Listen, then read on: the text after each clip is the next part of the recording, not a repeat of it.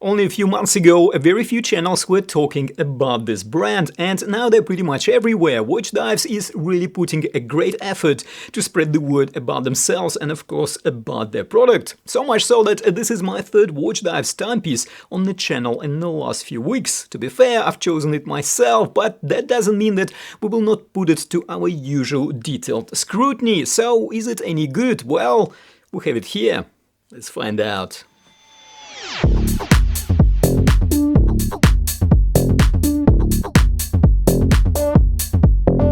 Hello and welcome back. This is a very interesting watch, and while having a definite 36mm Rolex Explorer vibes, it still has enough components to claim a certain level of individuality. And it is not just a different set of hands, there are a number of areas where Watchdives put their mark on the design, and we will of course go over them in detail shortly. But before we do, a quick disclaimer: Watchdives did send me this timepiece for review and they don't want it back. That means I'll have an option of selling it on eBay. Hopefully, so far I haven't had a lot of luck in selling my timepieces. Nevertheless, I thought it would be only fair to disclose it for full transparency, and yes, no money change hands either. Now, on my part, as usual, I'll do my best to share a comprehensive review of this watch, and of course, all the necessary links will be in the description of this video.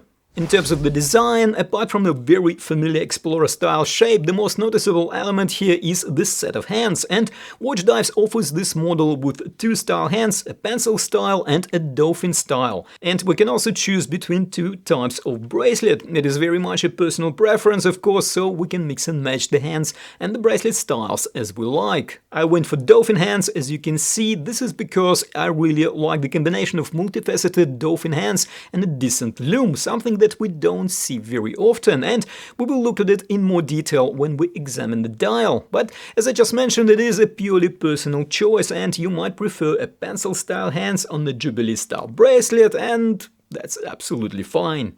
So, dimensions. I generally prefer to measure the dimensions on camera. It removes the guesswork out of the game. So we have case diameter of 36.4mm, case height of 12.3mm, lug-to-lug distance of 44.3mm, and lug width of 19mm.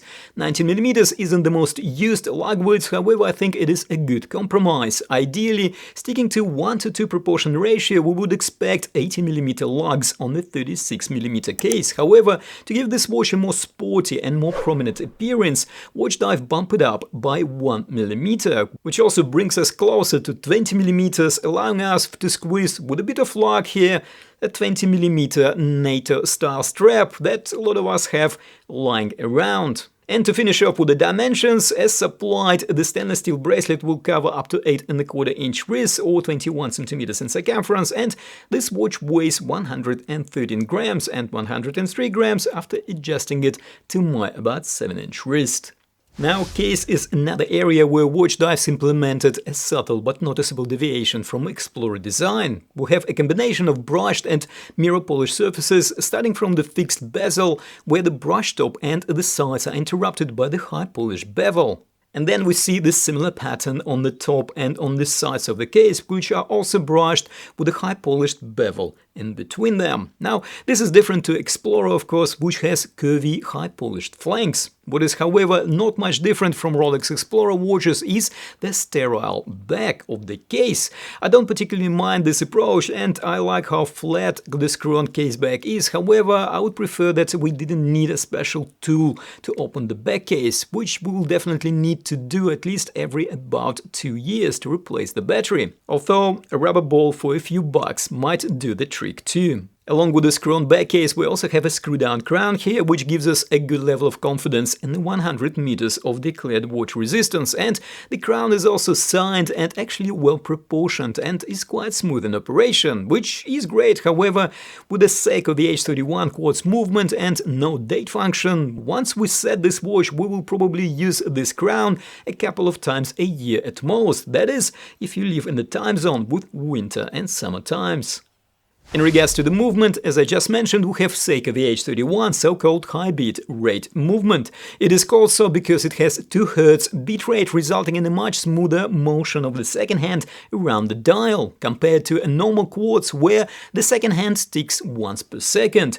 This movement is gaining a lot of popularity because we get an almost mechanical movement look while maintaining all the perks that come with the Quartz caliber, like accuracy of ± 15 seconds per month, long battery life of about 2 years, and of course a very affordable cost. I like the dial on this Watchdives. Initially I thought it looked maybe somewhat plain, however seeing it in real life I can say now that multifaceted applied hour indices and multifaceted dolphin style hands give it a subtle feel of sophistication, and because the applied high polished hour markers and hands almost always one way or another reflect the light, the legibility on this cream dial with silver elements is surprisingly decent.